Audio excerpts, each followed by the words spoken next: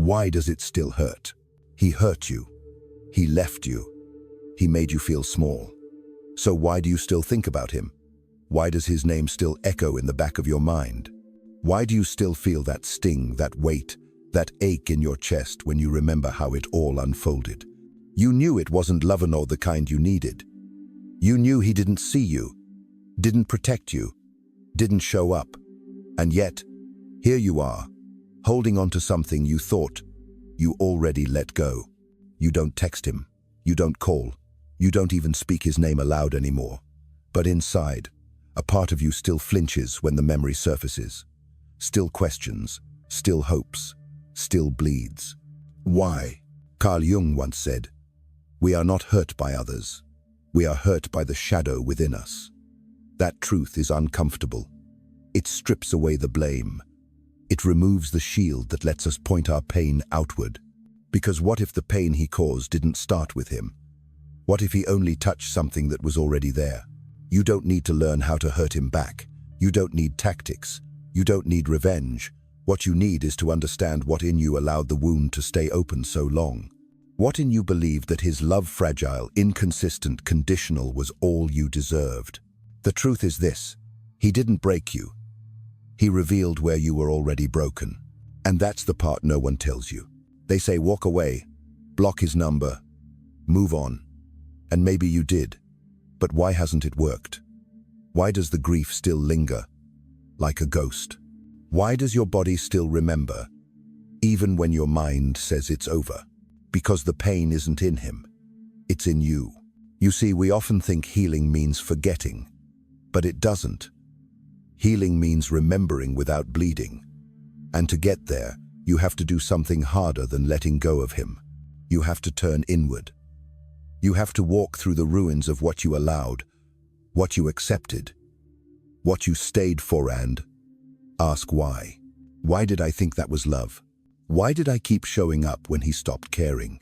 Why did I give so much of myself to someone who gave so little back?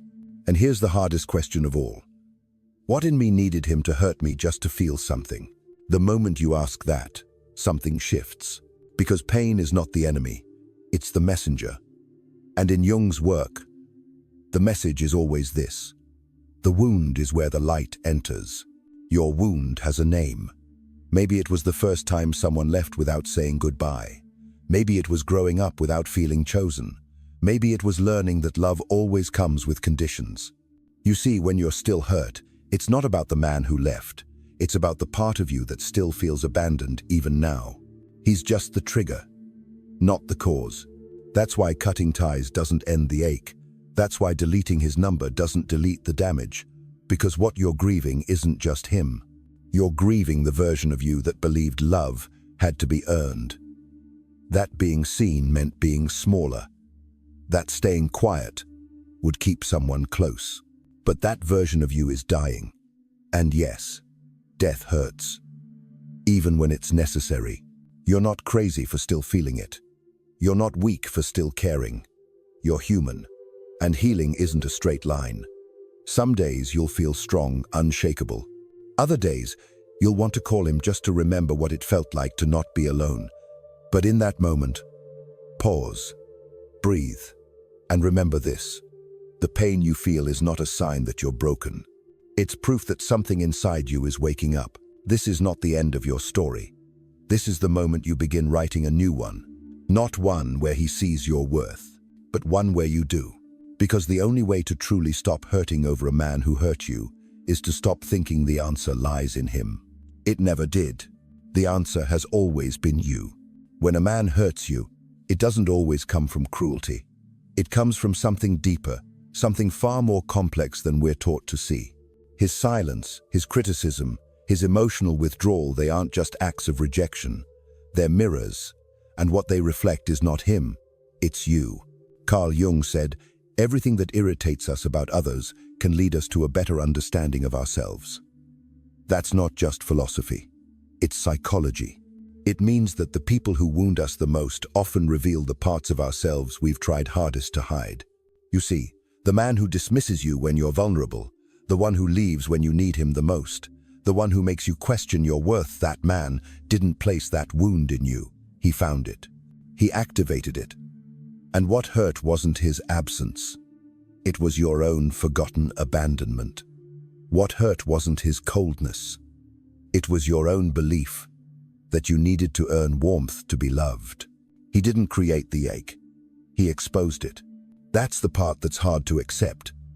We want to believe we just had bad luck, that he was the problem, that if we'd chosen differently, it wouldn't have ended like this. But the truth is more confronting than that. You didn't just meet him by chance.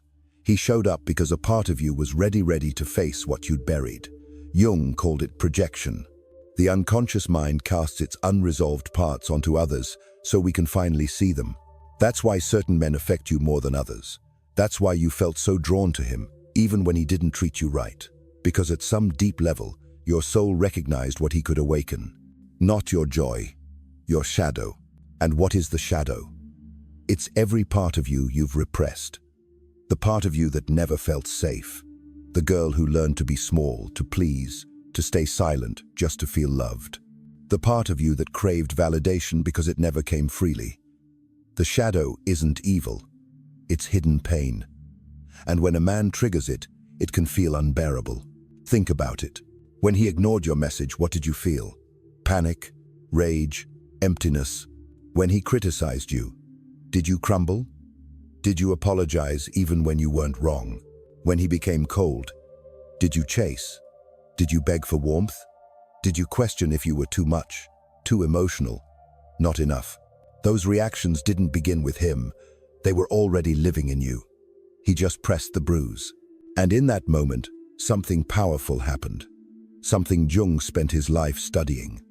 A confrontation between the conscious and unconscious self.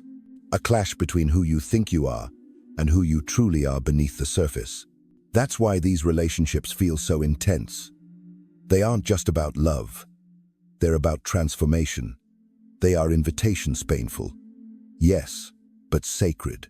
Invitations to meet your shadow and ask why it still controls your choices. Why do I keep attracting the same kind of man? Why do I fall for people who make me feel invisible? Why do I give so much just to be seen? These aren't new questions. They're old patterns resurfacing. They are the echoes of a wound that hasn't fully healed. And the man? He's just the echo chamber. So, when you say, he hurt me, yes, he did. But more accurately, he reflected your pain back to you. This isn't about blaming you. This is about freeing you. Because when you realize he was never the source, only the mirror, you stop chasing answers in him. You start looking inward. And that's where your healing begins. Let's look closer at some of these behaviors. When a man withholds affection and you start doubting your worth, that's not about him. That's about a part of you that believes love must be earned. When he says you're too sensitive and you believe him, that's about a part of you that was taught your emotions are too much.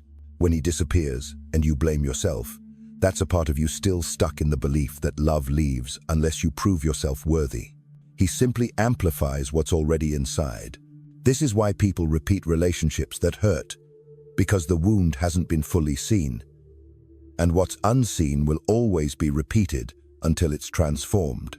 Jung said, "Until you make the unconscious conscious, it will direct your life and you will call it fate." That's what this is. It's not fate. It's your unconscious trying to wake you up. That's why this man hurt you more than the others. That's why you couldn't forget him. Not because he was special, but because your soul chose him as the final mirror, the one that would shatter the illusion. The illusion that your worth comes from being chosen. The illusion that you need to keep performing, pleasing, or shrinking to be loved. The illusion that love should hurt. When you see it this way, you stop asking, "Why did he do this to me?" and start asking, "What did he show me about myself?" This shift is everything. It doesn't mean you excuse the pain. It doesn't mean what he did was okay. It means you reclaim your power. Because the moment you realize he was just a mirror, you break the cycle.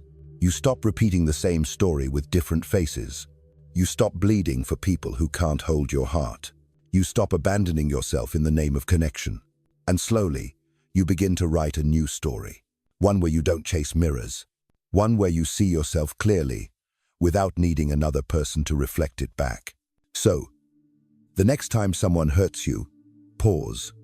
Before you react, ask yourself, what part of me did this touch? What wound is still open? What truth have I been avoiding? Because that's where the work is. That's where the healing happens.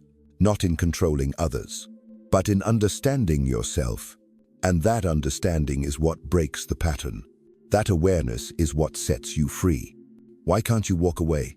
Why do you stay even when every part of you is screaming for an exit? You know he doesn't show up the way you need. You know the pain outweighs the peace. And yet, you can't let go. You check your phone. You replay old memories. You wonder if he'll change. You rationalize his silence, excuse his distance, and convince yourself that one more try might be enough. But it never is.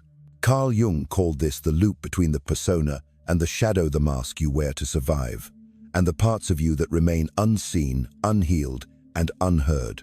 This loop keeps you trapped in the illusion of connection.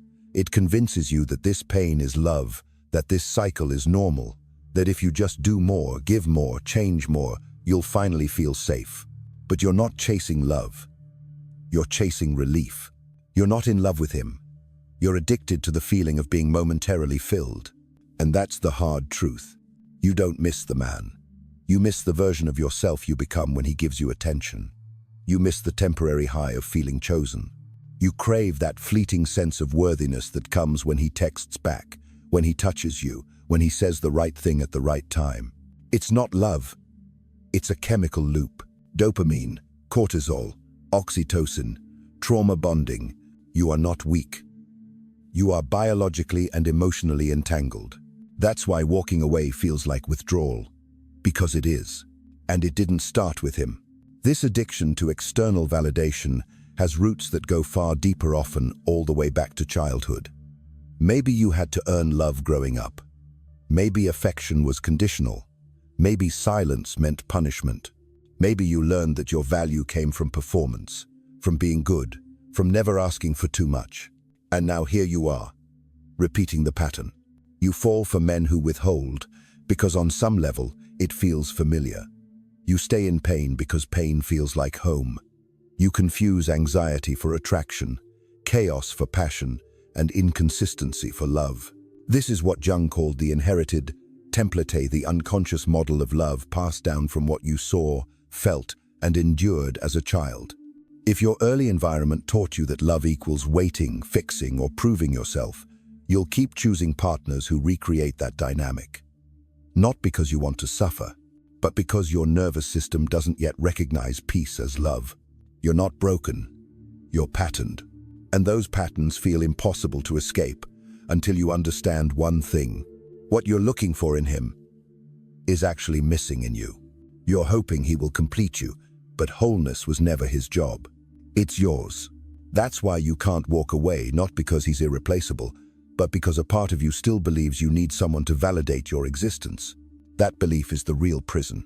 Jung spoke often of the personate false identity we create to be accepted, loved, and safe. Maybe your persona is the cool girl who doesn't complain. Maybe it's the fixer who saves everyone but herself.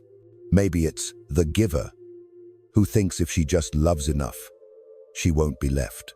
The persona is useful. It gets you approval, it keeps the peace. But it's not the truth. And eventually, it cracks. Because the shadow, the rejected, buried, emotional core of who you are won't stay silent forever. That's when the loop begins. Persona seeks safety. Shadow craves truth. You bounce between the two.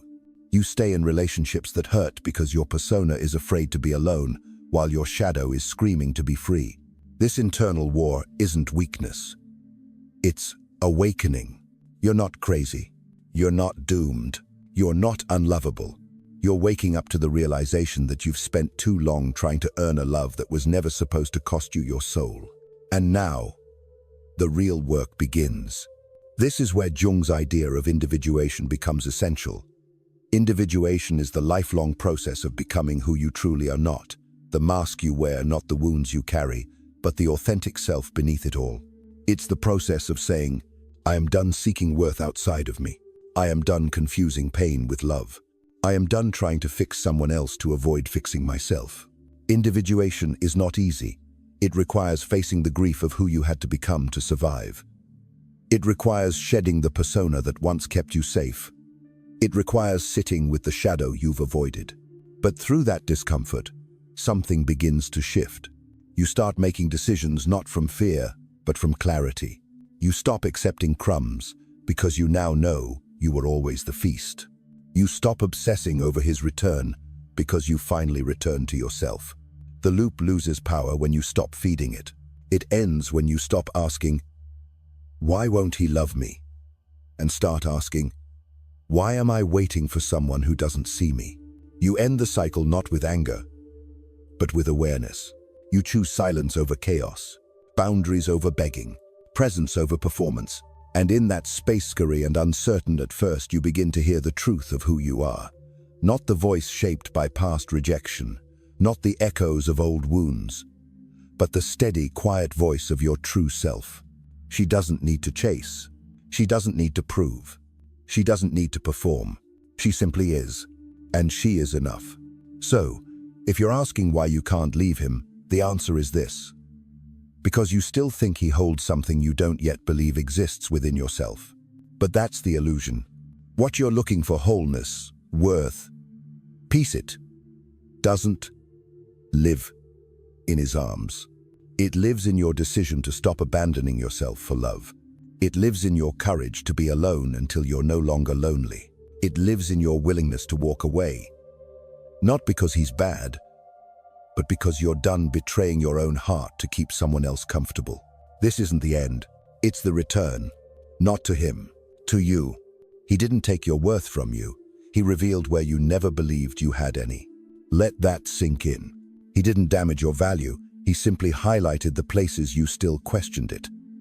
The places you were still waiting to be seen, to be chosen, to be loved, before you could feel enough. That is the truth most people never tell you. A man cannot give you value, and he cannot take it away, but he can awaken the parts of you that still doubt your own light. Carl Jung once said, "One does not become enlightened by imagining figures of light, but by making the darkness conscious." That darkness, your self-doubt, your fear of abandonment, your need for approval, that is the place where your real work begins. You are not broken because he left. You are not less because he didn't stay. You are not hard to love because he didn't know how to hold you. You're just awakening to the truth that no one else gets to define you. The real question is not, "Why didn't he see my worth?" The real question is, "Why did I ever need him to?"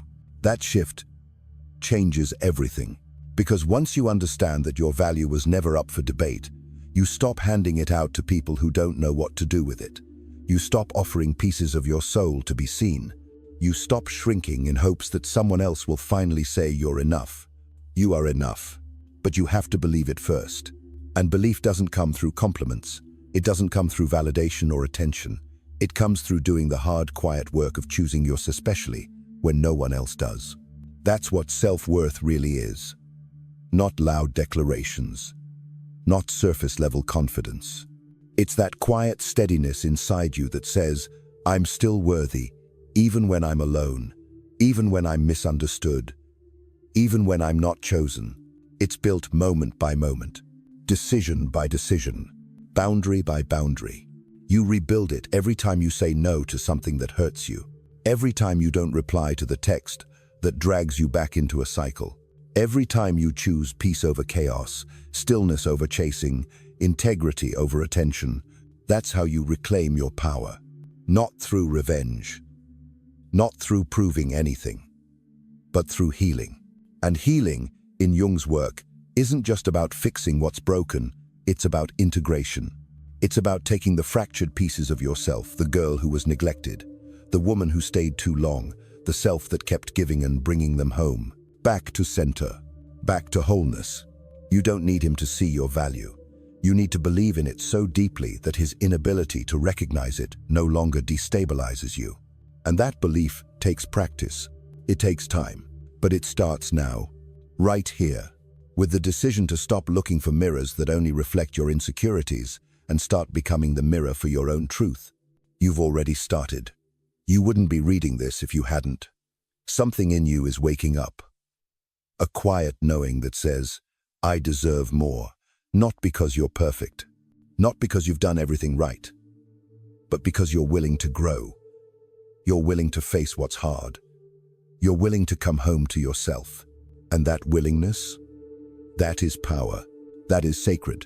That is enough. You don't need to be further along. You don't need to have all the answers. You don't need to be healed completely to start living as if you matter, because you do. Now is the time to start rebuilding the boundaries that protect your light. Maybe you were taught that boundaries are selfish.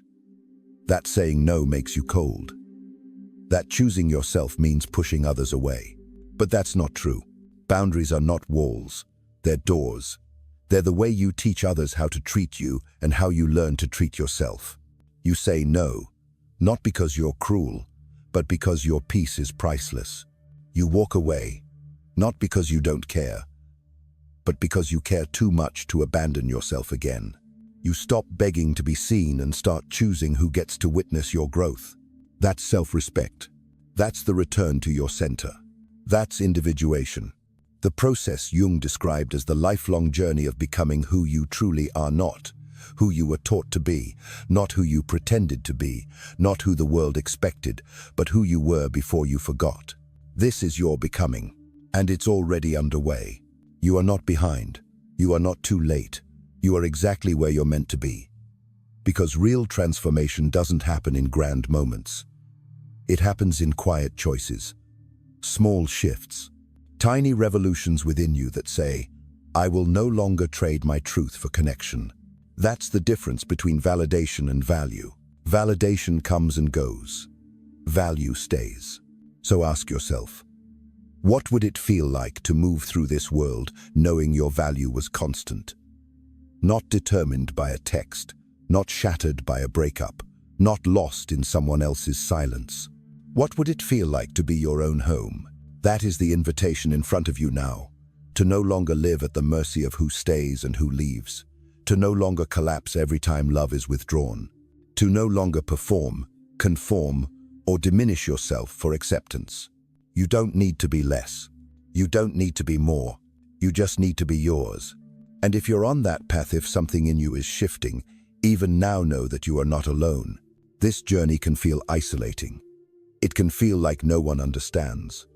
But the truth is, there are thousands of us walking this same road. Quietly, bravely, one step at a time. So if this resonates with you, if you feel yourself in these words, leave a single period in the comments, just a dot. That's all. It doesn't have to be loud. It just has to be real. Let that be your way of saying, I'm here, I'm healing, I'm reclaiming my worth, and I'll see it. Because you are not alone, and you never were. Pain didn't destroy you. It remade you. He may have been the one who opened the door to the underworld, but you were the one who had to walk through it. You were the one who faced the darkness, not just in him, but in yourself. And that matters. Carl Jung once wrote, "No tree can grow to heaven unless its roots reach down to hell." It's a truth that many people never want to hear, let alone live. But you lived it. You felt the ground open beneath you. You fell into the chaos, the heartbreak, the hollow ache of being unseen. And still, you're here. Not in spite of it, because of it. You see, pain has a way of stripping away everything false. It shatters illusions. It forces you to stop pretending. And it shows you exactly where the cracks are, where you've been leaking your worth, your voice, your power. You thought he broke you.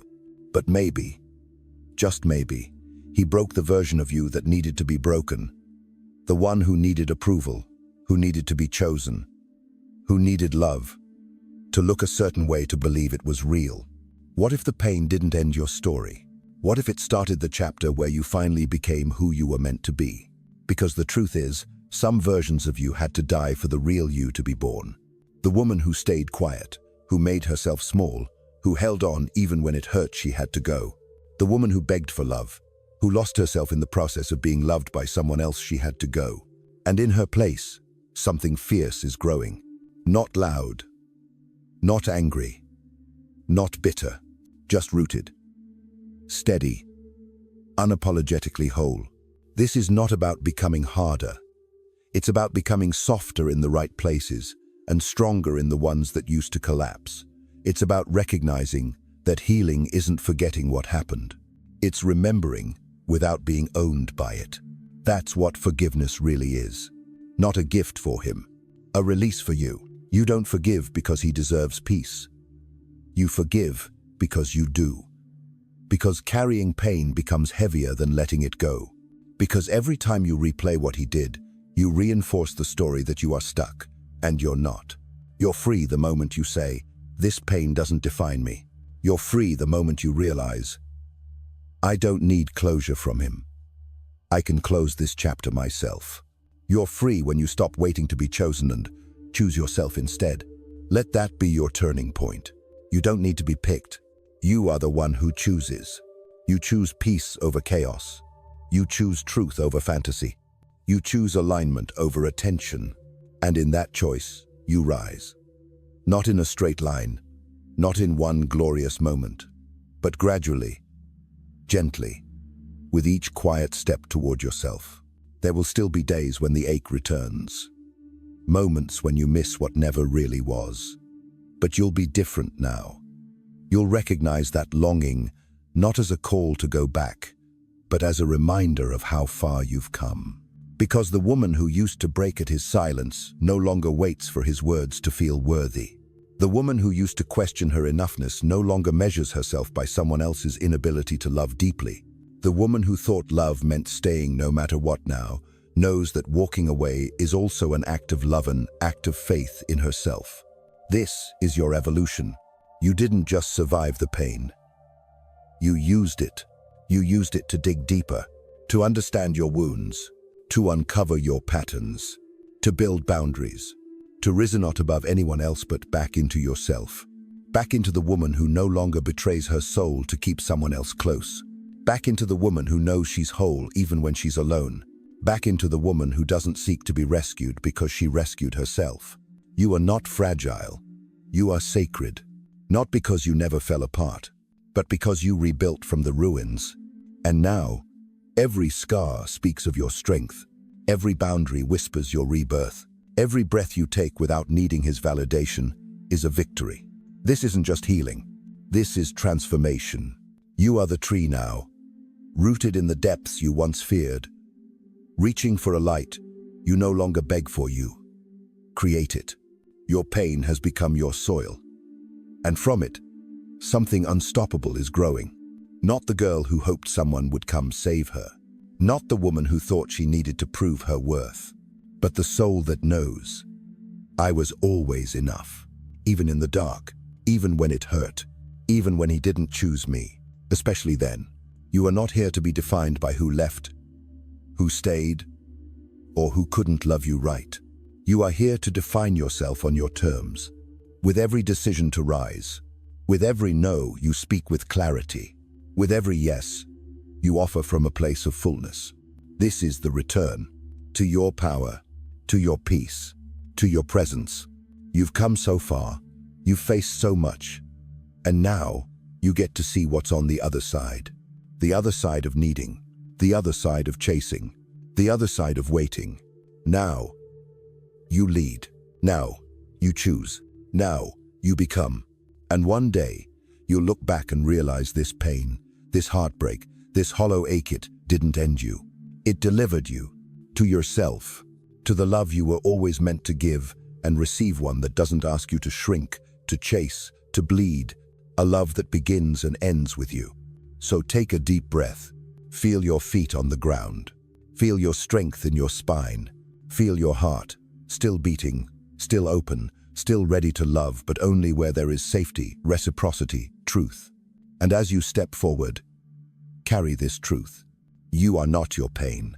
You are your becoming. You are not broken. You are reborn. You are not waiting to be chosen. You already chose.